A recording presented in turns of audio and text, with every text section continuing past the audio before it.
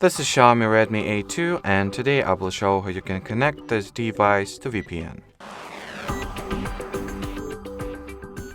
So to start, you will need to launch the Play Store and install the free third-party app called Turbo VPN. That is the tool that we will use to set up the VPN connection at the first place. So let me quickly download the app. So here it is.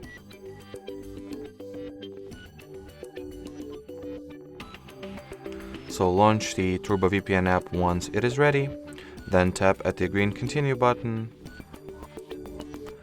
Then you will need to skip the ad that should appear right about now.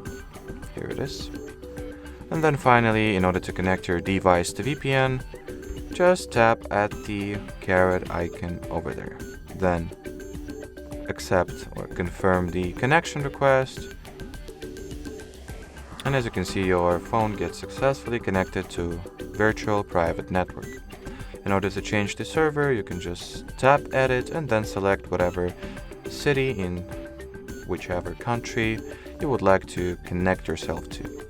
And then in order to turn the VPN off, tap at the cross icon, choose the disconnect option, and that'll be it. So thanks for watching and bye bye.